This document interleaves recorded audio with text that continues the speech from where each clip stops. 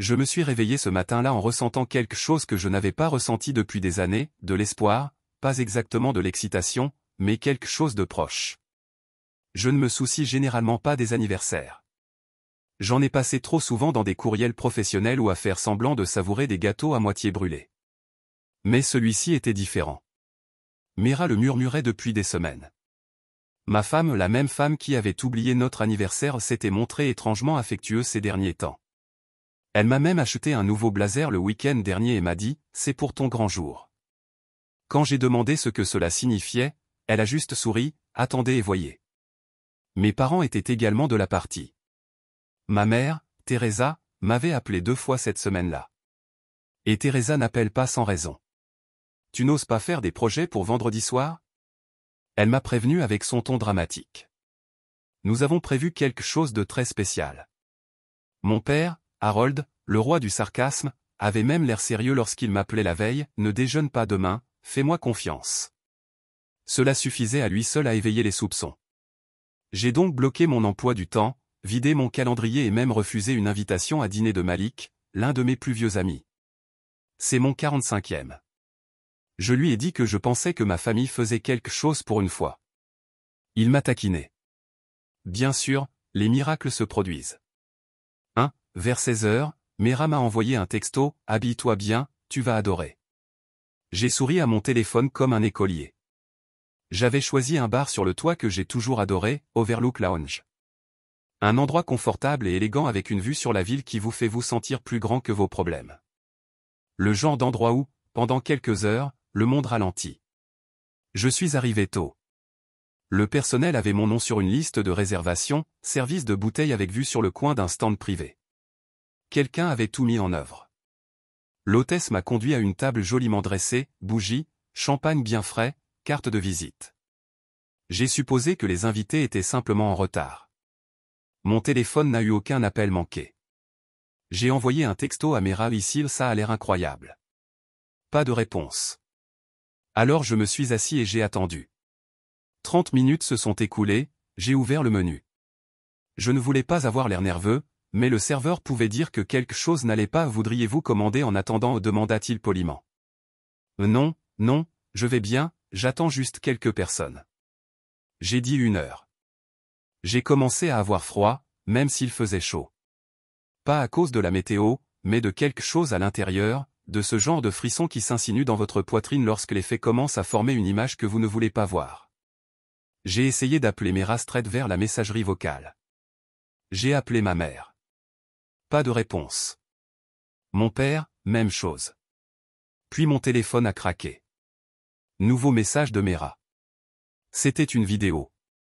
Je l'ai tapoté en pensant qu'ils étaient peut-être en retard et que c'était un drôle de prélude. Peut-être qu'ils étaient sur le parking, peut-être qu'ils entraient maintenant avec des ballons et des discours idiots. Non, la vidéo a commencé avec le soleil se reflétant sur l'eau vénitienne, des gondolas et des rires à la dérive. Puis un miroir apparut dans le cadre, un verre de vin à la main, l'air radieux et indifférent. Ma mère était derrière elle, levant un verre. Mon père, étrangement joyeux, trinquait avec Brent. Ma cousine Mira a souri directement devant la caméra. Elle a dit à Julien qu'il se demandait probablement où nous étions. Surprendre. Tout le monde éclata de rire. Il ne sera pas blessé par ça. Ajouta Mira en secouant ses cheveux comme si elle était dans une publicité. Il ira bien, il l'est toujours. La caméra s'est tournée vers un toast de groupe, bravo, tintement, large sourire. Puis la vidéo s'est terminée. Je me suis assis là dans un silence complet. Le bourdonnement des conversations à proximité semblait soudain statique, le tintement des lunettes des autres comme des sirènes. Ce n'était pas seulement qu'ils étaient partis, c'était qu'ils avaient prévu ça, prévu de disparaître, prévu de rire le jour de mon anniversaire. Ils n'ont pas oublié. Non, c'était intentionnel. J'ai de nouveau regardé autour de la table. Comme c'est stupide. J'ai dû me tourner vers le personnel, vers tous ceux qui me voyaient vêtu de ce nouveau blazer, pensant que j'étais l'invité d'honneur. J'ai pris une profonde inspiration et me suis dit de ne pas réagir. Pas ici, pas maintenant. Le serveur revint. Dois-je ouvrir le champagne, monsieur? Je l'ai regardé une seconde de trop, puis j'ai hoché la tête, ouais, ouvre-le. S'il voulait me laisser tranquille le jour de mon anniversaire, très bien, mais je ne leur donnerai pas la satisfaction de s'effondrer en public. Je finissais le verre, je m'asseyais à cette table et je notais mentalement chaque détail, parce que ce n'était pas qu'une surprise. C'était un avertissement. Ils pensaient que je ne serais pas blessé. Ils avaient tort. Mais ce qu'ils avaient vraiment mal jugé, c'était ceci, je n'allais pas les poursuivre. Je n'allais pas demander des réponses. Je n'allais pas crier, pleurer ou exiger une explication. Au lieu de cela, j'allais me souvenir de ce que j'avais ressenti à ce moment, le poids du verre dans ma main, la piqûre de la trahison dans ma poitrine, le silence dans mon téléphone. J'allais me souvenir de cette table, de cette vue et de cette nuit pour le reste de ma vie, car si c'était leur surprise, ils n'avaient pas encore vu la mienne depuis un moment. Je suis resté assis là, engourdi. Le champagne était ouvert maintenant. C'était amer, non pas à cause des raisins ou des bulles, mais à cause de la douleur dans ma poitrine qui ne voulait pas disparaître. J'ai regardé le verre comme s'il contenait des réponses. Depuis combien de temps préparait-il cela? Combien de fois avais-je payé pour le dîner? Pendant qu'ils étaient assis autour d'une table et riaient de la surprise, je continuais à regarder la porte du toit, m'attendant à moitié à faire irruption et à dire « je plaisante ». Mais plus j'attendais, plus je me sentais stupide. Un serveur s'est approché de nouveau, cette fois avec une sorte de pitié dans les yeux. « Monsieur, dit-il doucement. Voulez-vous annuler le reste de la réservation? Nous pourrions rembourser. » Non, dis-je rapidement en l'interrompant, laisse tomber, je suis encore en train de faire la fête. Je ne croyais même pas ces mots quand je les prononçais, mais je les dis quand même, peut-être parce que dire autre chose aurait été comme un abandon. J'ai versé un autre verre. Mon téléphone était toujours silencieux. Pas de nouveaux SMS, pas de message de suivi, juste là. Vidéo toujours là, attendant d'être rejouée comme une gifle. J'aurais pu partir, rentrer chez moi recroquevillé avec une couverture, un mal de tête et la douce lueur de la trahison, mais je ne l'ai pas fait. Au lieu de cela, j'ai pris une photo de moi souriant, avec la ligne d'horizon derrière moi. J'ai même levé mon verre. Un sourire forcé, bien sûr, mais j'ai porté des masques pires dans ma vie. Je l'ai posté dans ma story avec la légende « ça vaut toujours la peine d'être célébré ». Je ne sais même pas pourquoi je l'ai fait. Peut-être pour me convaincre, peut-être pour envoyer un message, peut-être les deux. J'ai pris une autre gorgée. Le temps passait comme du sirop. À un moment donné, j'ai arrêté de vérifier ma montre. J'ai dit au serveur d'apporter de la nourriture, même si je n'avais pas faim. Je ne voulais juste pas avoir l'air pathétique. Assise là avec rien d'autre qu'une bouteille à moitié vide et un cœur brisé. C'est alors que j'ai entendu une voix familière, « Julian, qu'est-ce que tu fous, tu es seul ici ?» J'ai recherché Malik.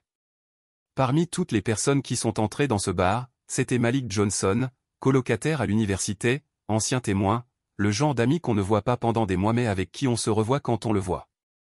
Il se tenait là, vêtu d'une chemise vert foncé et d'un jean, les yeux écarquillés, tenant un sac cadeau dans une main et son téléphone dans l'autre. « J'ai vu ton histoire », dit-il en se glissant sur le siège en face de moi. Je pensais que c'était une blague. Ce n'est pas le cas, marmonnai-je en essayant de sourire. Apparemment, la blague était contre moi. Il n'a pas ri. Au lieu de cela, il regarda autour de lui, remarqua la table raffinée, les desserts non ouverts, les sièges supplémentaires. « Alors, où est Mera? Vos parents à Venise ?» dis-je catégoriquement. Ses sourcils se haussèrent. Qu'est-ce que je lui ai tendu? Mon téléphone. Il regarda la vidéo en silence, sa bouche se tordant lentement en une ligne serrée.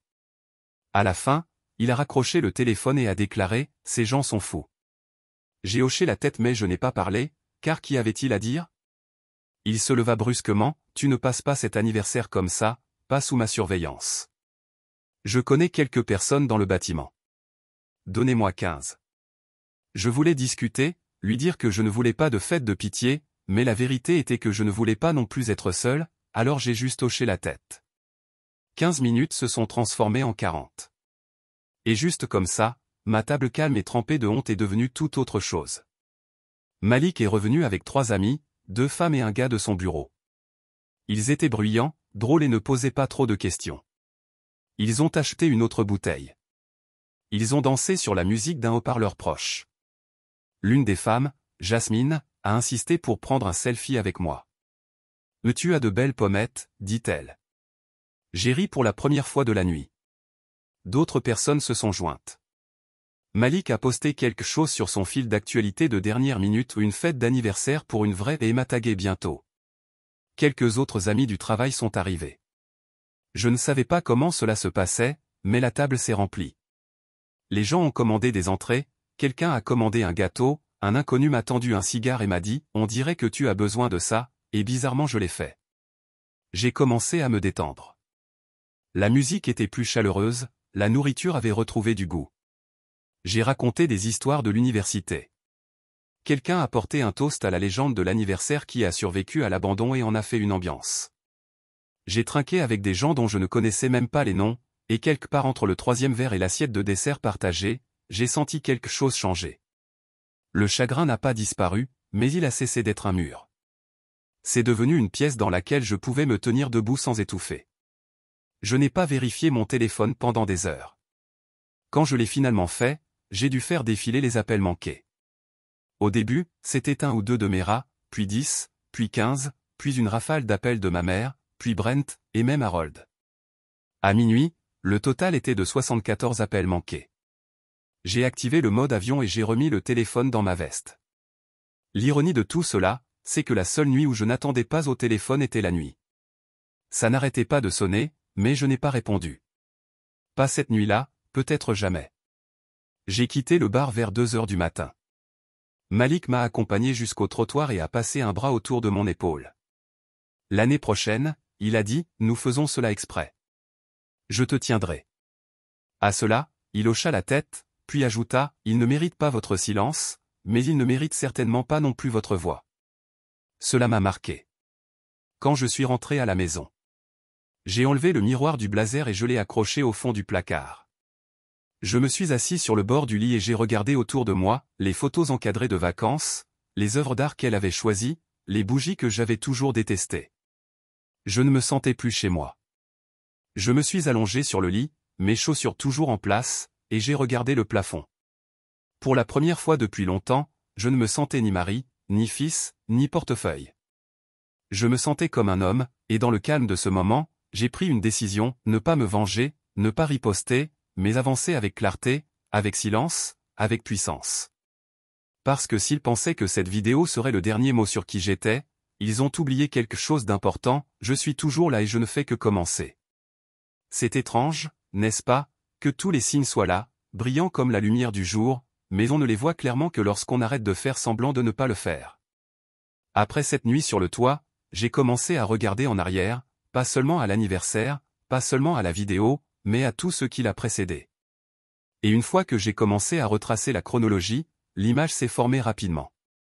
Je vivais dans une maison pleine de chuchotements, mais je m'étais convaincu que c'était du vent. Cela a commencé des mois plus tôt, vraiment. Le silence lorsque je suis entré dans une pièce, la fermeture soudaine des ordinateurs portables, la luminosité de l'écran baissé, les rires rapides.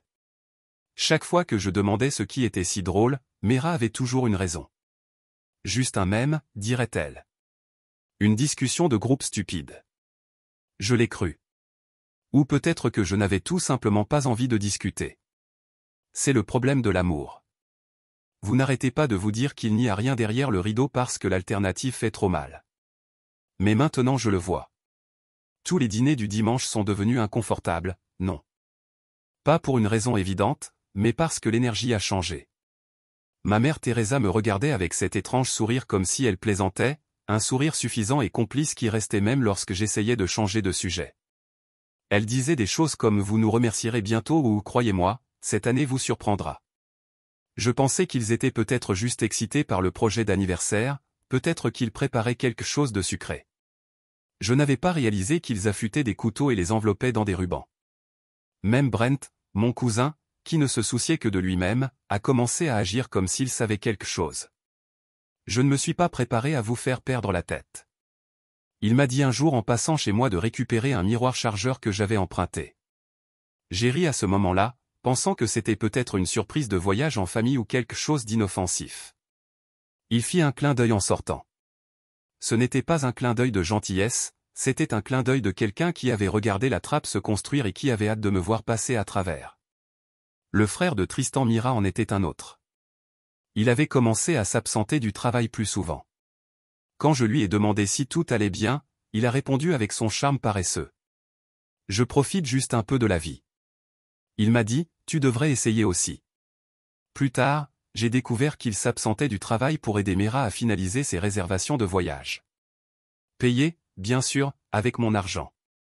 J'aurais dû savoir que Mera avait arrêté de me poser des questions sur mes finances il y a des mois, non pas parce qu'elle s'en fichait, mais parce qu'elle connaissait déjà les réponses. Elle avait les mots de passe, elle avait les cartes, elle avait la liberté. Avec le recul, même notre chambre avait changé. Elle se pelotonnait à côté de moi et fredonnait des petites chansons avant de s'endormir. Quelque part au cours de la dernière année, cela s'est arrêté. Je n'ai même pas remarqué.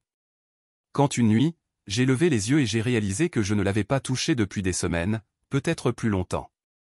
La chaleur avait disparu. Elle a commencé à dormir face à face, toujours avec son téléphone près de sa poitrine, comme un journal plein de péchés. Je me souviens d'avoir tendu la main une fois, lui touchant doucement le dos. Elle s'avança, s'éloignant de ma main. Longue journée, elle dit, c'est tout.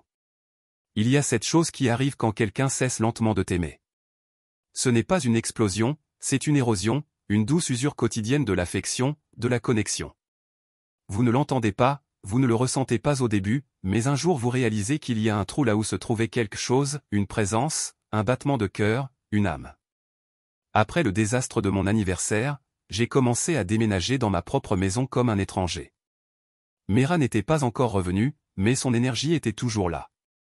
L'odeur de son parfum sur l'oreiller du canapé, sa brosse à cheveux à moitié utilisée sur le lavabo, son peignoir accroché derrière la porte. J'entrais dans les pièces et j'attendais toujours sa voix, mais il n'y avait rien, juste mes propres pas. Et puis sont arrivés les mets. J'ai commencé à vérifier notre bureau partagé, celui du salon. Elle s'était trop sentie à l'aise, n'avait pas effacé l'historique de son navigateur, n'avait pas fermé ses comptes. C'est là que je l'ai vue. L'itinéraire de voyage, vol réservé 3 semaines avant mon anniversaire, réservation d'hôtel à Florence, email de discussion de groupe avec des lignes d'objets comme opération surprise ghost photo de scan de passeport, pas le mien, bien sûr, juste le sien. Mes parents, ceux de Brent et de Tristan. Tout le groupe, chacun d'entre eux savait, planifiait, était d'accord et aucun d'entre eux n'a même pensé à m'envoyer un message approprié. Juste cette stupide vidéo. Je me souviens d'être assis à ce bureau, regardant l'écran, le cœur battant comme s'il essayait de se frayer un chemin. Ma main a plané longtemps sur la souris, mon pouce n'a cessé de taper contre le bord de la table, ce tic nerveux que j'ai quand j'essaie d'avaler la rage. Je n'ai pas pleuré, non pas parce que je ne voulais pas, mais parce que je n'avais plus rien. Pas de larmes, juste ce creux sec et douloureux. Il y avait aussi un fil de Mera à ma mère. Mera, tu penses qu'il va se mettre en colère, Teresa? Il ne se met pas en colère, il se tait. Puis il passe à autre chose. Croyez-moi, celui-là l'a fait. Cela a fait craquer quelque chose. C'est à ce moment-là que j'ai réalisé qui j'étais devenu pour eux. Pas un mari, pas un fils, juste un corps, une source d'argent, un personnage de fond, calme, sûr, prévisible, facile à rire, facile à utiliser. Ils pensaient que j'étais faible parce que je ne criais pas, parce que je ne jetais pas d'objets ni ne claquais les portes, parce que je faisais la paix, restais calme, payais mes factures, ne fouinais pas. Ils prenaient la grâce pour la passivité, la dignité pour la faiblesse. Mais ce qu'ils n'ont pas réalisé, c'est que le silence, le vrai silence, peut être l'arme la plus tranchante du monde, surtout lorsqu'il appartient à un homme qui voit tout et ne dit rien jusqu'à ce qu'il soit trop tard. Cette nuit-là, je n'ai pas dormi dans la chambre, j'ai dormi sur le canapé, non pas parce qu'on m'a expulsé, mais parce que je ne pouvais plus respirer dans cette pièce. Son fantôme était partout. Les rires qui ne m'incluaient plus, les secrets racontés sous les couvertures, les mensonges murmurés à travers les murs. J'ai regardé le plafond, mes yeux traçant l'ombre des pales du ventilateur autour et autour. L'air semblait trop calme, comme si toute la maison retenait son souffle. J'ai pensé à faire un sac, à partir, à disparaître comme il l'avait fait, mais ensuite j'ai pensé, non, qu'ils reviennent et me trouvent toujours là. Qu'ils entrent dans cette maison en attendant le même fantôme et trouvent un homme qu'ils n'ont jamais vu venir. Le lendemain de la découverte de ces emails, je me suis assis à la table de la cuisine, mon application bancaire ouverte, parcourant des mois de transactions comme si j'examinais une scène de crime. Et peut-être que c'était le cas, car ce que j'ai vu n'a pas seulement confirmé mes soupçons. Cela les a entraînés à la lumière du jour et les a gravés dans ma mémoire. J'avais financé ma propre trahison, tranquillement, volontairement, bêtement. D'abord, il y a eu des frais de $1200 pour une entreprise de planification. Mera avait insisté sur le fait que c'était pour ma fête d'anniversaire. Je me souviens qu'elle avait dit que ce serait quelque chose de petit mais élégant, juste assez pour vous rappeler à quel point vous êtes aimé. Ce qu'elle n'a pas dit, c'est que l'organisatrice était spécialisée dans les retraites internationales. Ce même planificateur a également réservé des forfaits de voyage pour Florence et Venise, selon son site internet. J'ai regardé la charge et j'ai ri. Son amer et doux qui a résonné dans la cuisine. Ensuite, il y a eu les vols, 2 séries de billets pour Rome et Florence le même jour, réservés à des semaines d'intervalle sur le compte de voyage familial. Ce compte avait toujours été à mon nom, toujours. Cela a commencé lorsque j'ai commencé à gérer les finances après la retraite anticipée de mon père. Mes parents avaient du mal à rester organisés et je pensais les aider. Chaque fois que je payais leurs factures, réservais leur vol ou payais une des dettes universitaires de Brent, ils se montraient reconnaissants et disaient des choses comme « Julian, nous ne savons pas comment nous survivrions sans toi. » Maintenant, je connaissais la vérité. Ils pourraient très bien survivre sans moi. Ils ne pourraient tout simplement pas m'exploiter sans mon aide pour $1860. C'est tout ce qui a été dépensé au cours des 10 derniers jours, des vols, des hôtels, une dégustation de vin en Toscane, et tout cela était là en noir et blanc, ni caché, ni masqué, juste à la vue de tous, comme une gifle en plein visage. Mera n'a jamais demandé la permission. Ma mère n'a jamais dit un mot. Brent, bien sûr, ne m'a jamais remercié. Il n'a même jamais envoyé de SMS. Pourquoi le ferait-il? J'étais juste le portefeuille, la machine, le type tranquille dans le coin dont l'argent résolvait les problèmes de tout le monde. Cette nuit-là, je suis entré dans notre chambre et j'ai regardé la vanité de Mayer. Il y avait dessus un collier que je lui avais acheté pour notre anniversaire, une délicate pièce en or dont elle avait adoré le magasin mais qu'elle n'avait pas porté une seule fois depuis. Je l'ai ramassé, je l'ai tourné entre mes doigts et j'ai imaginé un instant le lui rendre en lui disant « Tiens, c'est la dernière chose que tu obtiendras de moi. » Mais je ne l'ai pas fait, pas encore. Au lieu de cela, j'ai ouvert son tiroir et j'en ai sorti le petit dossier bleu dans lequel elle gardait nos dossiers financiers communs. J'ai feuilleté les reçus, les relevés, les notes griffonnées. Il y en avait un il y a 3 mois, un forfait spa pour 2. Mera a dit qu'elle y était allée avec une amie nommée Alina. Mais maintenant, je savais mieux. Il n'y avait pas d'Alina. Il n'y en a jamais eu. Tout comme il n'y avait pas de planificateur mystère ni de fête secrète. Il n'y avait pas que les dépenses. C'était ce à quoi ils s'attendaient tous. Je ne remarquerai pas que j'étais trop ennuyeux, trop distrait, trop indulgent. Mera plaisantait en disant que j'avais l'âme d'un comptable, organisé, prudent, détaché. Ce qu'elle ne savait pas, c'est que les comptables n'oublient pas. Ils se souviennent de chaque parfum, de chaque élément de campagne, de chaque trahison déguisée en faveur. Je me suis assis dans le prélèvement. Le bourdonnement du réfrigérateur était le seul bruit. J'ai pensé à tout ce que j'avais payé au fil des années, la voiture de Mira, l'acompte pour l'appartement de Brent, la croisière de luxe que mes parents ont prise l'été dernier. J'avais tout justifié comme une famille, comme un amour, comme un soutien. Mais c'est ça le truc, n'est-ce pas? Les personnes qui vous font le plus de mal sont toujours celles qui vous disent qu'elles ont besoin de vous. J'ai vérifié à nouveau les journaux de carte de crédit. Là, c'était un autre achat que Mera avait fait 5 jours seulement avant leur départ. Une boutique à Florence, une caution. Elle n'avait même pas encore quitté le pays, mais avait déjà payé une robe qu'elle prévoyait d'acheter à l'étranger. Je me suis penché en arrière sur la chaise et j'ai laissé l'air quitter lentement mes poumons. Ce n'était pas de la négligence, c'était de la confiance. Elle savait que je ne remettrais pas cela en question. Elle savait que je ne l'arrêterais pas. C'est ce qui fait le plus mal. J'ai rouvert le navigateur, fouillé la boutique. Il y avait une photo du magasin niché dans une ruelle pavée, brillant de lumière chaude et de romantisme. Dans la vitrine se trouvait un mannequin portant une robe en soie, bleu tendre avec broderie dorée. Mera m'avait décrit exactement cette robe il y a des mois, alors que nous regardions un vieux film italien. Elle avait murmuré, « Si jamais nous allons à Florence, c'est ce que je porterai. » Je me souviens avoir dit, « Nous devrions y aller un jour. » Mais elle était partie sans moi, a porté le rêve sans moi, a vécu la vie que nous avions planifiée sans moi et, pire encore, elle a utilisé mes mains pour le payer. Cette nuit-là, je me suis assis dans la salle de bain à regarder mon reflet. Je n'ai pas pleuré, je n'ai pas crié, j'ai juste regardé longuement et durement, mes yeux retirés, mon visage tiré, ma bouche baissée, même au repos. Mais derrière toute cette lassitude, j'ai vu quelque chose de nouveau, Resolve. J'ai réalisé quelque chose que personne ne m'avait jamais dit en grandissant. Parfois l'amour vous aveugle, non pas parce qu'il est brillant mais parce qu'il est calme, parce qu'il vous apprend à endurer au lieu de remettre en question, à donner au lieu de garder. Mais j'en avais assez d'endurer, j'en avais fini de donner sans être vu. Ils m'avaient effacé de leur célébration, alors maintenant je les effacerai de ma générosité. Le lendemain matin, j'ai appelé l'agent de voyage indiqué sur la facture de l'agence de planification. Je me suis présenté, j'ai donné mon nom et j'ai posé une question simple, est-ce que cela a été débité de mon compte? La femme à l'autre bout du fil hésita. Oui, a-t-elle dit, réservé sous Julian Cross. Y a-t-il un problème? Pas de problème, dis-je calmement. Juste une confirmation, merci.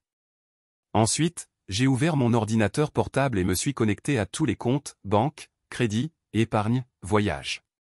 J'ai commencé à changer les mots de passe, à verrouiller les cartes, à annuler les utilisateurs de modules complémentaires un par un, doucement, chirurgicalement, comme si on arrachait des sangsues de votre peau, en faisant attention à ne pas laisser la tête rester enfouie. J'ai ouvert une feuille de calcul et dressé une liste de chaque dépense, de chaque nom, de chaque trahison, puis en dessous j'ai écrit une dernière ligne, plus rien. Ils ont oublié de me remercier parce qu'ils n'auraient jamais pensé qu'ils en auraient besoin. Maintenant, ils sont sur le point de se rappeler pourquoi ils auraient dû le faire. Après avoir verrouillé tous les comptes et changé chaque mot de passe, je n'ai rien dit, ni à mes rats, ni à mes parents, ni même à Brent. Le silence est devenu mon bouclier et, curieusement, c'était comme si c'était la première fois que j'avais vraiment le contrôle. Lorsque vous êtes calme dans un groupe, les gens pensent que vous êtes faible. Ils confondent le calme et la capitulation. Mais ce qu'ils oublient, c'est que le silence écoute. Et j'écoute depuis longtemps. Ce matin-là, je me suis préparé une tasse de café noir et je suis resté près de la fenêtre à regarder la lumière se déplacer à travers les bâtiments. La maison était immobile.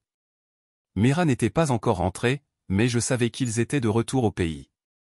Ma boîte de réception avait explosé, appels divers, messages vocaux, SMS, et même quelques emails intitulés comme « Nous devrions parler ou mettre les choses au clair ». Je n'en ai ouvert aucun.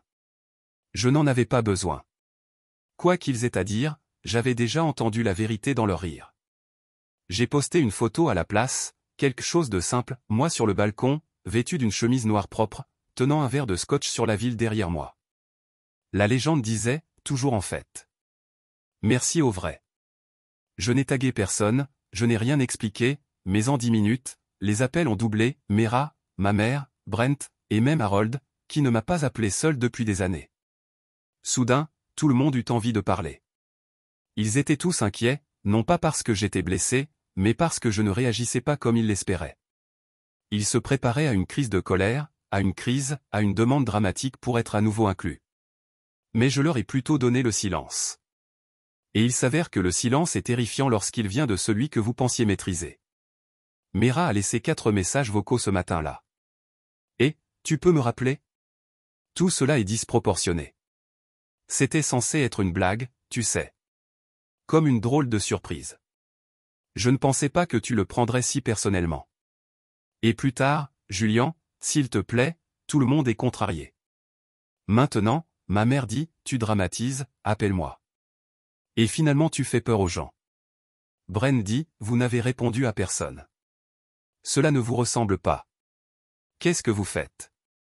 J'ai regardé le téléphone pendant un long moment après celui-là. Qu'est-ce que je fais? Je réfléchis, je regarde. Je vous donne le calme que vous pensiez vouloir jusqu'à ce que vous réalisiez que cela signifiait que vous n'aviez plus le contrôle. Teresa, ma mère a envoyé un texto, nous essayons seulement de faire bouger les choses. Vous avez été tellement déconnecté ces derniers temps, nous pensions qu'un geste audacieux vous réveillerait. Je l'ai lu 5 fois, réveille-moi. Tu pensais que m'effacer, te moquer de moi, rire de mon absence le jour de mon anniversaire me réveillerait. J'ai laissé son message non lu. Brent a envoyé une note vocale. Je ne l'ai pas écouté. Un jour, l'homme m'a pleuré à cause d'un bail rompu et je l'ai sauvé. J'ai co-signé seul alors que personne d'autre ne le ferait. Maintenant, il voulait s'expliquer. Il pouvait garder sa voix pour lui. La partie la plus surréaliste de tout cela était la rapidité avec laquelle les rôles s'inversaient. J'avais l'habitude de rechercher leur approbation, d'essayer d'être la personne fiable, le fils stable, le mari serviable. Maintenant, avec un message silencieux et aucune réponse, je les ai tous secoués. Ce jour-là, je me suis promené dans la maison et j'ai réalisé à quel point tout semblait différent en silence.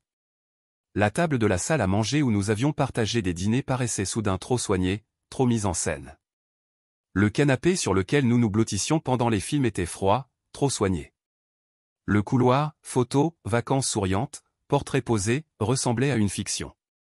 C'est incroyable à quelle vitesse l'amour peut pourrir quand on voit enfin la moisissure sous la peinture.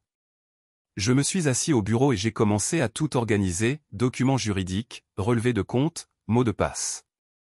J'ai fait des copies, je les ai mises dans un dossier séparé et je les mis sous clé. Je ne faisais pas que nettoyer la maison, je libérais de l'espace pour plus de clarté, pour le changement. Ce soir-là, j'ai reçu un texto de Malik. Malik vient de voir ton message. Fier de toi, mec. Faites-moi savoir si vous avez besoin de quelque chose. C'était tout, simple, propre, réel. J'ai répondu avec un pouce levé et je n'ai pas ressenti le besoin d'expliquer. Il savait que certains amis n'ont pas besoin d'histoire, ils comprennent juste la température du silence. Vers 20h30, Méror a rappelé. Je n'ai pas répondu. Elle a laissé un autre message vocal, Julian, je viens d'atterrir. Je rentre à la maison, s'il te plaît, ne rends pas ça moche. Cela m'a fait rire aux éclats. Je le rendais moche. J'ai versé un autre scotch et je me suis assis dans le salon. J'ai laissé les lumières éteintes. Je voulais m'asseoir au calme pour entendre le pouls de la maison telle qu'elle était. Avant que les mensonges ne s'accumulent comme de la poussière, avant que l'amour ne se transforme en obligation, avant que la confiance ne devienne une dette, j'entendais mon cœur battre dans mes oreilles et pour une fois, il ne s'emballait pas. J'étais calme. Cette nuit-là, j'ai rédigé un document décrivant chaque compte financier que je prévois de restructurer. Le nom de Mira serait supprimé. Les paiements automatiques pour tout ce qui porte son nom ou celui de sa famille cesseraient, les cartes de crédit disparues, le contrôle conjoint fermé, l'accès aux comptes d'investissement refusé. Il ne s'agissait pas de vengeance. C'était une question de respect. Je ne les punissais pas. Je corrigeais simplement une erreur que j'avais laissée s'envenimer trop longtemps. À minuit, j'avais une liste de tout ce que je contrôlais et de tout ce que j'allais rompre. J'ai appelé la liste réinitialisée, et ce mot m'a semblé puissant. Ils pensaient que le silence était un abandon, mais ils ont oublié ce qu'est réellement le silence, la préparation. Le problème avec le fait d'être sous-estimé pendant si longtemps, c'est que les gens finissent par oublier de quoi vous êtes vraiment capable. Ils commencent à vous traiter comme un bruit de fond, un accessoire dans leur histoire, un homme qui hoche la tête, paie et reste silencieux. Mais ils oublient toujours. Les plus dangereux sont les plus silencieux, et je suis resté silencieux trop longtemps. Ce que Mera n'avait jamais réalisé, ce qu'aucun d'eux ne savait vraiment, c'est que j'avais cessé d'être simplement son mari il y a des années. Je n'étais pas seulement l'homme qui réparait la poubelle ou qui remboursait les prêts d'urgence de Brent. J'étais l'actionnaire majoritaire de l'entreprise où travaillait le frère de Mira, Tristan, celui dont il se vantait constamment lors des dîners de famille. Nous construisons quelque chose de grand, disait-il. L'entreprise connaît une croissance rapide. Ouais, c'était le cas, et j'en étais la raison. Il y a 3 ans, j'ai investi tranquillement, j'ai acheté des actions par l'intermédiaire d'une société privée, je me suis assis dessus et je les regardais grandir. Puis l'année dernière, quand l'un des cofondateurs est parti, je suis de nouveau intervenu discrètement et j'ai pris une participation plus importante. En janvier, j'ai été discrètement élu directeur exécutif. Tristan n'a jamais fait le lien. Il pensait que j'étais juste un investisseur aux manières douces que son patron appréciait. Il n'a jamais su que c'était moi qui signais ses approbations de bonus. Son temps libre lui fait perdre ses promotions. Alors imaginez mon expression lorsque j'ai reçu une alerte RH interne, Tristan Grady avait un congé non autorisé de 7 jours consécutifs sans approbation préalable. J'ai cliqué sur le rapport. Effectivement, il avait dit au RH qu'il prenait un court congé de maladie.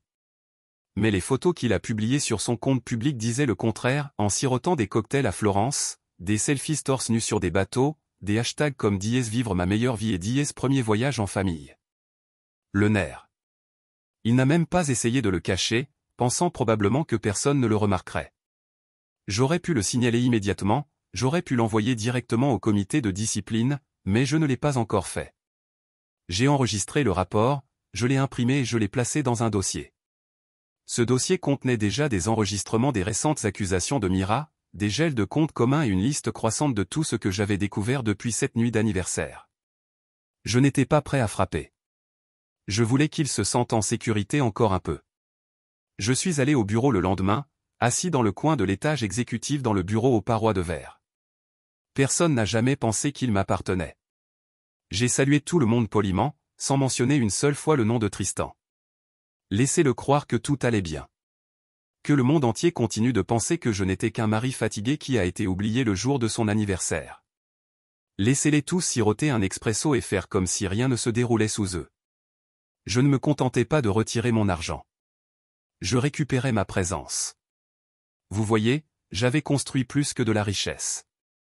J'avais construit une portée, des contacts, une influence. Le genre que Mira n'aurait jamais pensé avoir parce que je n'en parlais pas pendant le dîner. Pendant qu'elle montrait des sacs de créateurs et organisait des histoires Instagram, j'ai construit des partenariats silencieux et des capitaux propres. Pendant qu'elle riait avec ses amis de mon ennui, j'étais assis en face de décideurs qui tournaient en rond autour de son style de Vita pas accent grave l'œil. L'un d'eux, Raymond, était au tableau avec moi, un gars plus âgé et vif.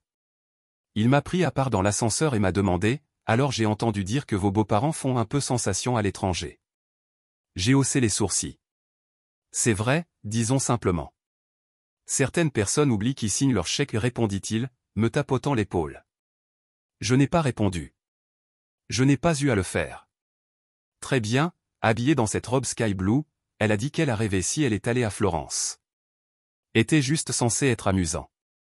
Était si distant ces derniers temps et je pensais que peut-être qu'une réinitialisation aiderait. Je me suis tourné pour lui faire face, calmez-vous clairement, vous avez planifié des vacances et vous m'avez laissé hors de lui. Ce n'était pas comme ça. Elle a dit rapidement, c'était spontané. Non, j'ai dit que c'était organisé. Vous avez utilisé mes comptes, vous avez utilisé mon nom, vous avez fait des réservations à l'avance. Vous avez menti. Son sourire s'estompa. Elle était plus droite. Et alors? Maintenant tu vas me punir? J'ai incliné ma tête. Non, je vais me libérer de toi. Elle cligna des yeux, pris au dépourvu. Qu'est-ce que cela signifie? Cela signifie que, dis-je lentement, je ne me donne plus à des gens qui me voient comme un portefeuille ou un personnage d'arrière-plan ou quelqu'un qui ne se met pas en colère. Elle croisa les bras. Ne soyez pas dramatique. J'ai souri puis un petit sourire fatigué. Tu m'as appelé dramatique. Après avoir volé mon anniversaire et l'appelé une surprise. Elle a essayé à nouveau, Julien, tu le rends plus grand qu'il ne le faut. Dites-moi simplement ce que vous voulez, je peux le réparer. Non, j'ai dit fermement, vous ne pouvez pas, car ce n'est pas cassé, c'est exposé. Son visage a changé. Puis la peur s'est glissée. Elle savait que quelque chose avait changé. J'ai ramassé le dossier que j'avais placé sur la table plus tôt. Tristan entendra bientôt les RH. Juste un aval, dites-lui de se préparer. Ses yeux s'écarquillèrent. Tu ne le ferais pas? Je l'ai déjà fait? Elle s'est avancée, Julien, s'il vous plaît. C'est mon frère et tu es ma femme.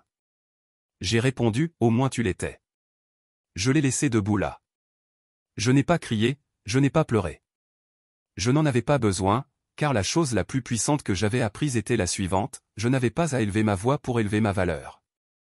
3 jours après la vidéo, 3 jours après le dîner sur le toit, j'ai passé seul. 3 jours après, j'ai gelé des comptes, documenté chaque trahison et je suis devenu complètement silencieux. C'est à ce moment-là qu'ils sont revenus. Je venais de rentrer du bureau, ma veste toujours sur les clés à la main, quand j'ai entendu des voix dans le couloir, des vitesses, des pas familiers, le son des valises qui roulent, les talons hauts de Mira tapant sur le sol comme de rien ne s'était passé. Mon cœur ne coulait pas. Je n'ai pas paniqué. Je me tenais juste au centre du salon et j'ai attendu. La porte s'est ouverte comme elle l'a toujours fait. Mira est entrée en premier, poussant la porte avec ses lunettes de soleil de hanche toujours sur son visage, un sac à provisions en boucle autour de son poignet. Derrière elle se trouvait Teresa tenant une petite boîte de pâtisserie de cette boulangerie trop chère qu'elle aimait. Puis est venu mon père, Harold, portant le même polo beige et une expression suffisante qu'il portait toujours après un voyage. Brent était tombé derrière avec son demi-sourire habituel, comme s'il était la star d'un film jouant dans sa tête. Ils entraient tous comme si rien n'allait pas, comme si je n'avais pas regardé une vidéo d'entre eux se moquant de moi de l'autre côté de l'océan. Mira a été la première à parler. « Julian, bien, tu es à la maison. » Elle s'est approchée et a essayé d'embrasser ma joue. J'ai fait un petit pas en arrière. Elle cligna des yeux mais n'a rien dit. Teresa a placé la boulangerie sur la table comme si c'était une sorte d'offre de paix. Nous avons amené cannoli, a-t-elle dit, comme si le dessert réparerait la trahison. Harold gloussa et applauda sur l'épaule. Ne sois pas endolori, mon fils, c'était juste un voyage ludique. Je les ai regardés un par un. Mes yeux ne brûlaient pas, mes mains ne secouaient pas. J'étais trop loin après le choc pour être émotionnel maintenant. J'étais dans cet endroit au-delà de la douleur, où la clarté se soulève. Où la vérité frappe si fort qu'elle fait tomber la sensation de vous et la remplace par un but. Julian Mera a dit à nouveau, sa voix plus douce cette fois. Nous voulions vous surprendre. Nous pensions que ce serait drôle. Vous savez retourner le script? Montrez-vous que vous n'avez pas toujours à tout planifier. Elle sourit comme si elle m'offrait un cadeau. Nous avons même enregistré une vidéo. Vous l'avez vu bien? J'ai hoché la tête. Je l'ai vu. Teresa a parlé ensuite. Vous avez toujours été si fermé, alors nous avons pensé qu'un geste audacieux vous reviendrait. Nous ne pensions pas que cela vous ferait du mal. Vous n'êtes pas sensible. Harold a sauté dedans. Ne faisons pas exploser cela hors de proportion. C'était un week-end, un petit voyage. Nous sommes de retour maintenant, n'est-ce pas? Je n'ai pas bougé. Tu m'as laissé seul pour mon anniversaire. J'ai dit tranquillement, tu as menti, tu en es ri. Vous avez utilisé mon argent pour le faire. Brent se déplaça maladroitement. Allez, mec, ne le rends pas bizarre. Je me suis tourné vers Mera. Combien de temps l'avez-vous planifié? Elle hésita. Quelques semaines, 3 mois. Dis-je en levant mon téléphone. J'ai vu les confirmations de voyage, les emails, les réservations. Son visage tomba. Teresa avait l'air mal à l'aise. Maintenant, vous avez traversé ses affaires. Elle a demandé, comme c'était le crime. J'ai géré les comptes. Je les ai tous dit. La seule raison pour laquelle vous vous êtes envolé pour venir en classe à faire était parce que je l'ai payé. Vous n'avez même pas essayé de le cacher. Harold se moquait, vous agissez comme une victime. Non, dis-je, faisant un pas en avant. J'agis comme quelqu'un qui s'est enfin réveillé. Ils sont devenus silencieux. Mera s'avança à nouveau, plaçant doucement le sac à provisions sur la table. Julian, s'il vous plaît, vous faites exploser ça. Nous sommes votre famille. Non, je l'ai encore dit. Vous êtes des gens à qui j'ai donné trop de moi et vous en avez profité tous. Teresa s'est assise lentement, les mains s'étalaient sur ses genoux. Mais tu es émotionnel. Non, dis-je, voix stable. Je suis clair. J'ai ramassé le dossier que j'avais placé sur le comptoir plus tôt ce matin-là. À l'intérieur, il y avait des impressions, des fermetures de comptes, des cartes suspendues, des avis juridiques. Je l'ai glissé à travers la table. Et qu'est-ce que ça? A demandé Mera, le ramassant. Votre accès à nos comptes est révoqué. J'ai dit, tout cela. Vous aurez besoin de votre propre carte, de votre propre plan, de votre propre argent. Sa bouche s'est ouverte, mais rien n'est sorti. Tu es dedans ma maison et vous avez traité comme un étranger pendant des années. Je ne veux pas savoir pourquoi c'était une blague ou comment je suis trop calme. Le silence qui a suivi était lourd. Personne n'a atteint le cannoli. Mera baissa les yeux sur le dossier, puis me remonte. Vous ne pouvez pas simplement me couper. Je ne peux pas, dis-je, et je l'ai fait. Elle s'est avancée plus bas maintenant, voice suppliant, Julian, nous sommes ensemble depuis 10 ans. Je sais exactement combien de temps j'ai dit. Chaque jour, chaque dollar, chaque mensonge. Teresa se tenait, vous tournez le dos à votre famille. Non, dis-je doucement. Vous avez tourné le dos en premier et maintenant vous êtes choqué. Je ne prétendrai pas, je vais bien. Je me suis écarté, pointant vers la porte, prenez vos sacs, prenez votre boîte de boulangerie, rentrez chez vous. Les yeux de Mira sont remplis, c'est notre maison. C'était maintenant. C'est juste là que je me suis enfin réveillé. Il se tenait là pendant 1 minute encore. Puis Mera a lentement ramassé son sac à main, Brent a attrapé la valise, Teresa n'a rien dit. Harold marmonna quelque chose dans son souffle. Je ne me souciais pas d'entendre. Et puis, un par un, ils sont sortis. Je n'ai pas claqué la porte derrière eux, je n'ai pas crié, je n'ai pas pleuré. J'ai juste verrouillé la porte et enfin, je me suis expiré. Plus tard dans la soirée, après le silence dans la maison, mais il n'était pas vide. Il se sentait gagner, le genre de calme qui suit après que vous ayez finalement cessé de vous expliquer à des gens qui n'ont jamais vraiment écouté en premier lieu. Je ne me sentais pas fier, je ne me sentais pas triste. Je me sentais éveillé. Pour la première fois depuis des années. J'avais l'impression d'avoir récupéré quelque chose. Je ne savais même pas que j'avais perdu ma voix. Je me dirigeais vers le salon et je me suis assis à nouveau au bureau. Mon ordinateur portable était toujours ouvert. Ainsi était le courrier électronique de Mira. Elle ne s'est jamais déconnectée de l'ordinateur portable partagé. Je n'avais pas prévu de creuser plus profondément, mais la curiosité s'est glissée dans un murmure, vraiment à cette voix intérieure silencieuse demandant, que avait-il dit d'autre quand il pensait que vous ne le découvririez jamais.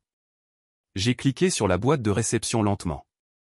Rien de surprenant au début, les promotions des magasins, les confirmations de voyage, un mème transmis de son amie Lydia. Ensuite, je l'ai vu, un ancien fil de messagerie avec l'opération de l'objet surprise Ghost. J'avais déjà vu ce titre, mais je n'avais pas ouvert chaque message dans la chaîne. Cette fois, je l'ai fait. C'était là un message de Brent à Mira. Brent, je ne peux toujours pas croire qu'il ne s'était pas fait. Par exemple, à quel point devez-vous être dense pour ne pas remarquer que votre femme planifie un voyage d'anniversaire avec tout le monde sauf vous, lol? Je l'ai lu 2 fois, puis j'ai continué à faire défiler. Mera. Julien ne fait pas attention à des trucs comme ça. Il est trop doux, honnêtement, il vous dira probablement merci quand il verra la vidéo. C'est le genre de gars qu'il est, brenant, fou parfait. Miroir. Exactement Saul, et je le dis tout le temps, il pense vraiment que nous faisons quelque chose pour lui. L'eau, Saul. J'ai regardé l'écran, le curseur clignotant comme un rythme cardiaque. Qui diable est Saul? Il n'a pas fallu longtemps à comprendre. Quelques clics supplémentaires et j'ai trouvé une série de mails entre Mera et quelqu'un nommé Saul Glassman. Ils ont utilisé une chaîne de messagerie séparée. La plupart étaient inoffensifs au début, blagues, articles, liens vidéo. Puis vint les pièces jointes, photos, capture d'écran, Mera en Italie, miroir sur un balcon. Je n'ai pas reconnu Mera tenant un verre de vin, penché près d'un homme que je n'avais jamais vu auparavant. Il y avait une photo où ils étaient tous les deux en robe dans une chambre d'hôtel, l'horodatage, la nuit de mon anniversaire. Je n'ai pas clignoté, je n'ai même pas détourné le regard. J'ai continué à lire. Saul, il ne sait vraiment pas merde, c'est sauvage, Mera. Il n'a aucun indice. Julien est le type qui ne remarquerait un incendie qu'après avoir brûlé la maison. Saul, chanceux pour nous, Mera, malchanceux pour lui.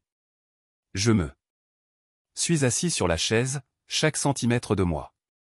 Pourtant, ce n'était pas seulement une trahison, ce n'était pas seulement une infidélité, c'était un amusement, une moquerie. Ils pensaient qu'ils étaient intelligents.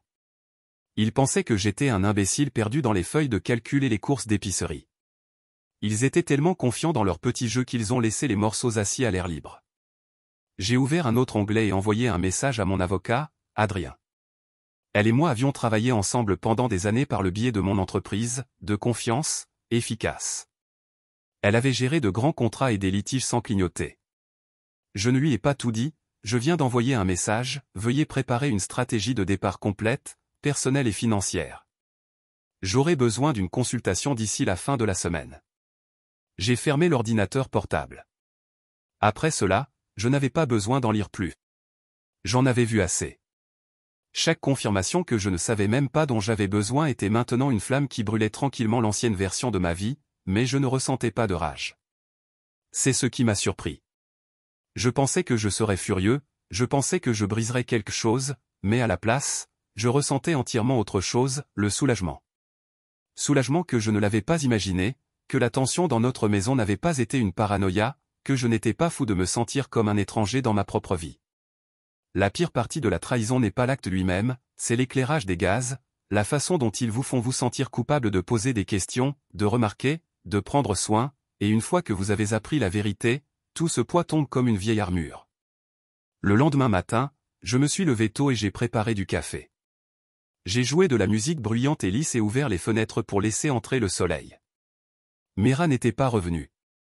Je pensais qu'elle restait chez sa mère, ou peut-être même celle de Saul. Je m'en fichais. J'ai désactivé le suivi de l'emplacement partagé, supprimé l'accès de sauvegarde à tous les comptes, envoyé les documents pour fermer le profil d'investissement conjoint, bloqué son numéro. Je n'avais pas besoin de lui crier dessus. Je n'avais pas besoin de la confronter. Le silence disait tout ce que je devais dire. Plus tard dans l'après-midi, je me suis rendu à la banque et j'ai rencontré mon conseiller privé. Nous avons déplacé la moitié des fonds liquides dans un nouveau compte sous mon nom seul. J'ai réécrit ma volonté. J'ai signé un gel temporaire sur toutes les demandes de retrait de l'ancien fonds fiduciaire auquel Mera avait un accès partiel. J'ai même mis à jour les détails du bénéficiaire. Tout a maintenant coulé à travers une fondation que j'avais tranquillement installée au nom de ma grand-mère. Je n'ai dit à personne, pas même Malik. Au moment où le soir est venu, j'étais assis sur mon balcon, encore un verre d'eau. Cette fois, la ville brillait et pour la première fois depuis des semaines, je n'étais pas anxieuse. Je n'attendais pas qu'un téléphone sonne ou qu'une porte s'ouvre. J'étais encore présent. Vers 19h45, j'ai reçu un appel d'un numéro inconnu. Je l'ai laissé aller à la messagerie vocale. Une minute plus tard, un texte est passé, « Mera, vous avez gelé le compte en fiducie, Julien. Que fais-tu? Vous ruinez tout. » J'ai regardé l'écran et j'ai souri à moi-même, pas un grand sourire, juste assez. J'ai tapé une réponse, je me suis arrêté puis je l'ai supprimé. Au lieu de cela, j'ai répondu avec 2 mots, plus maintenant. Un autre appel. Je l'ai ignoré. Puis ma mère, puis Brent. Les messages n'arrêtaient pas de venir, tous frénétiques, paniqués, confus. Thérèse. Pourquoi ma carte de crédit est-elle refusée? Brent, appelez-moi maintenant. Sérieusement, Mera, j'ai besoin de vous parler, s'il vous plaît. Vous allez trop loin. Il ne s'attendait pas à ce que je le découvre. Il ne s'attendait pas à ce que je riposte, et il ne s'attendait certainement pas à ce que je le fasse sans élever ma voix. Mais ils auraient dû savoir que je n'ai jamais été le fou, j'étais juste patient. Et maintenant, ils étaient sur le point d'apprendre ce que la patience devient quand elle s'épuise enfin. C'était un vendredi matin où Mera s'est finalement présentée à mon bureau. Je m'y attendais. Honnêtement, je pensais qu'elle serait venue plus tôt, mais je n'ai pas été surpris que cela lui ait pris aussi longtemps. Mera avait toujours été audacieuse quand elle se sentait puissante, mais hésitant quand la marée s'est tournée. Je venais de sortir d'une réunion sur un investissement immobilier avec Malik lorsque mon assistant m'a bourdonné, « Monsieur, il y a quelqu'un ici pour vous voir. » Je n'ai pas demandé qui, je le savais déjà. « Laissez-la entrer, » dis-je, se levant et boutonnant lentement ma veste. Je voulais être entièrement composé, non pas parce que je devais l'impressionner, mais parce que je refusais de lui donner même un scintillement de l'homme qu'elle pensait pouvoir contrôler. Quand elle est entrée, elle ne ressemblait en rien à la version d'elle que j'ai vue en Italie, pas de manteau de créateur, pas de boucles fraîches, juste des yeux fatigués, des cheveux trop serrés, un chemisier bon marché qu'elle a probablement jeté à la hâte. Mais ce qui s'est le plus démarqué, c'est la panique dans son visage, la panique cachée sous un mince sourire. « Julien », elle respira, fermant la porte derrière elle. « Pouvons-nous parler ?» J'ai fait un geste vers la chaise en face de mon bureau. « Vous parlez, allez-y. » Elle s'assit lentement. Je ne sais même pas par où commencer. Tout s'effondre. Je n'ai pas parlé, je n'ai pas hoché la tête. Je voulais qu'elle ressente le poids de ses propres mots. Sans interruption, elle a avalé. Mes comptes ne fonctionnent pas. L'accès à la fiducie est bloqué. Brent a été expulsé de sa place. Hier. L'hypothèque de ma mère et de mon père a été refusée. Ils ont dit que la garantie conjointe avait été retirée. Que se passe-t-il? Vous décrivez les conséquences de vos choix, dis-je calmement. Elle se pencha en avant. Julien, s'il vous plaît, je ne voulais pas que les choses aillent aussi loin. Cette vidéo, ce n'était pas censé vous blesser. Nous essayons d'être drôles, juste légers. J'ai haussé un sourcil. Vous avez dit que je ne serais pas blessé par cela. Vous avez dit que j'étais doux, que je ne ferais rien, que je ne remarquerais même pas que son visage se tordit. Vous lisez mes emails. J'ai lu ce qui a été laissé à l'air libre. J'ai dit que tu n'as pas caché rien, tu as juste supposé que je ne regarderais pas. Elle a expiré fortement, d'accord, oui, j'ai dit certaines choses que je ne devrais pas avoir, mais cela ne signifie pas que vous devriez ruiner nos vies. Je n'ai pas gâché ta vie. J'ai répondu. J'ai arrêté de financer celui que vous construisez sur le mien. Elle avait l'air d'avoir été giflée. Julian, nous sommes mariés. Cela ne veut-il rien dire pour vous? Je me suis penché en avant. Cela signifiait que tout pour moi, jusqu'au jour où vous avez fait un voyage en Italie avec mes parents, s'est moqué de moi à la caméra, a triché avec un autre homme et a utilisé mon argent pour tout faire. Vous ne parlez pas de sens maintenant. Elle se tut. Puis plus doux, presque désespéré. Elle a dit, dites-moi ce que je peux faire. Dites-moi simplement que je vais le réparer. Je ferai n'importe quoi. Je me suis levé et je me suis dirigé vers la fenêtre, les mains dans mes poches. Vous savez ce qui vous fait mal? Le problème est le problème. Vous l'avez déjà fait. Puis j'ai dit les mots qui l'ont scellé, je vous ai invité à célébrer le jour le plus important de ma vie et vous RSVPD de Rome. Qui l'a brisé? Elle s'est frappée dans la chaise, la main sur sa bouche, sanglotant tranquillement, pas bruyamment, pas théâtralement, mais comme les gens le font enfin quand ils comprennent finalement quelque chose est vraiment terminé. Je n'ai pas tressaillé, je ne l'ai pas consolé. Je suis resté immobile et j'ai regardé l'image finale de la femme que j'aimais autrefois fade devant moi. Un coup à la porte nous a interrompus. Mon assistant a jeté un coup d'œil. Monsieur Cross, votre midi est là où j'ai hoché la tête. Mira se leva, essuyant lentement ses larmes avec le dos de sa main. Julan, chuchota-t-elle, la voix tremblant. Et s'il vous plaît, encore une chance. J'ai ouvert la porte et j'ai fait un geste vers elle. Mais tu devrais y aller. Elle a hésité, puis est passée devant le couloir. Avant de partir, elle s'est retournée et m'a regardé une dernière fois. Mais tu étais si gentil. Je suis toujours dit je. C'est pourquoi je ne traîne plus cela. La porte s'arrête derrière elle. Cette nuit-là, j'ai posté une dernière photo sur les réseaux sociaux. C'était moi et Malik debout devant la nouvelle propriété. Nous lançons un immeuble de bureaux épurés et modernes enveloppé dans du verre et de la confiance. La légende disait, la croissance me semble bonne. Les goûts sont venus, les commentaires aussi, mais rien de tout cela n'avait d'importance. Ce qui comptait, c'était le message et qui il a atteint. Le lendemain matin, la mère de Mira m'a appelé 5 fois. Je n'ai pas répondu. Brent m'a envoyé par email de longues excuses qui se sont terminées par une demande de prêt. Je l'ai archivé sans lire. Teresa a envoyé un SMS. Nous ne savions pas à quel point vous étiez sérieux. Je l'ai supprimé. Je n'étais pas dur, j'étais honnête. Ils ont oublié mon anniversaire. Alors maintenant, je les oublierai, pas avec rage, pas avec vengeance, mais avec la seule chose à laquelle ils ne s'attendaient pas, la paix. 6 mois plus tard, je vis dans une ville où personne ne m'appelle plus calme, personne ne me accueille avec un sourire narquois qui cache la pitié, personne ne s'attend à ce que je place leur facture pendant qu'ils rient derrière mon dos. J'ai échangé la vieille maison, la vieille vie et tout ce qui lui est lié contre quelque chose de plus propre, quelque chose de mien. Je me réveille en paix maintenant, et je ne veux pas dire le silence, je veux dire la paix, le genre qui se trouve dans votre poitrine comme un rythme cardiaque régulier, pas une bombe à cocher. J'ai quitté la maison 2 mois après que Mira a quitté mon bureau, je l'ai vendue à un jeune couple qui a souri comme s'il n'avait pas encore appris à quel point les gens peuvent être cruels. J'ai emballé mes affaires une boîte à la fois, lentement, avec intention. J'ai quitté les meubles. Mira a choisi les peintures que sa mère aimait, même le tapis Teresa a appelé une fois de bon goût pour quelqu'un si calme. Je ne voulais rien. J'ai pris mes livres, quelques vêtements et le vieux piano de ma grand-mère. C'était suffisant. J'ai acheté un loft dans une petite ville, au bord de l'eau, au plafond, murs propres, grandes fenêtres, voisins tranquilles, le genre d'endroit où vous pouvez entendre vos propres pensées et le vouloir. Malik a aidé à déménager. Il s'est même présenté avec un ensemble d'outils et une bouteille de bourbon. C'est qui vous avez toujours été, a-t-il dit, marchant dans l'espace vide. Vous aviez juste besoin du bruit pour s'arrêter pour l'entendre. Il avait raison. J'ai commencé un nouveau projet, quelque chose de petit, quelque chose de personnel, une base au nom de ma grand-mère. Elle était la seule personne qui m'a vraiment vu. Elle m'a élevé à temps partiel, lorsque mes parents étaient occupés à se montrer. Elle disait, « Julian, certaines personnes aiment ce que vous faites, d'autres aiment seulement ce qu'ils peuvent vous retirer. Apprenez la différence. » Je ne l'ai pas compris alors. Maintenant je le fais.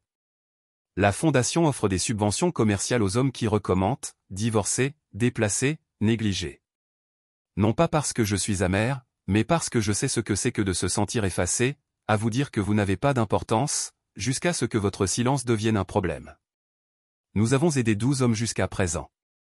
L'un d'eux, un enseignant du nom de Desmond, a pleuré quand je lui ai remis un chèque.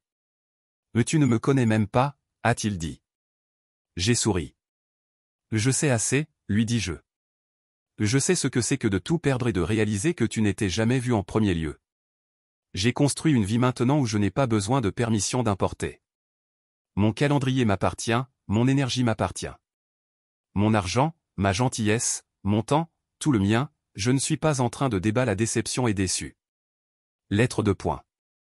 Je n'étais pas disponible, pas pour elle, pas plus. Ce que les gens ne comprennent pas, c'est que la guérison n'a pas toujours l'air fort. Ce n'est pas un grand discours ou une porte slam. Parfois, c'est juste une marche calme et ne regardant jamais en arrière. C'est ce que j'ai fait et c'est pourquoi je gagne. Il y a quelques semaines, j'ai célébré mon anniversaire, mon 46e. Malik a lancé un barbecue sur le toit de notre nouvelle propriété.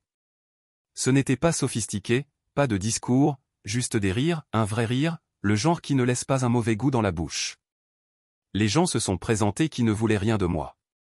Ils ont apporté de la nourriture, des boissons, des histoires. Un gars a amené son enfant, un autre a apporté un gâteau en forme de gomme géante. Il a dit pour l'homme qu'ils avaient essayé d'effacer mais ne pouvaient pas. Nous avons ri pendant 10 minutes d'affilée. Cette nuit-là, je suis resté seul pendant un moment, regardant les lumières de la ville. J'ai pensé à l'année dernière, à la vidéo, aux voix, aux sourires suffisants. J'ai pensé à la version de moi qui était assise dans un bar sur le toit seul en tenant des larmes avec un verre de champagne à la main, puis j'ai souri, non pas parce que cela ne faisait pas mal, mais parce que je lui ai survécu, parce que j'ai reconstruit sans amertume, parce que je me souvenais de qui j'étais avant de m'avoir appris à en douter. Je suis Julian Cross. Je ne suis pas l'arrière-plan, je ne suis pas le portefeuille. Je ne suis pas l'homme qu'ils ont oublié. Je suis l'homme qu'ils ne pensaient pas pouvoir augmenter. Mais je l'ai fait et je monte toujours tous les jours, et chaque choix et chaque respiration que je prends qui ne demande pas la permission. C'est ma vie maintenant, pas parfait, pas poli, mais réel et, plus que tout, enfin le mien.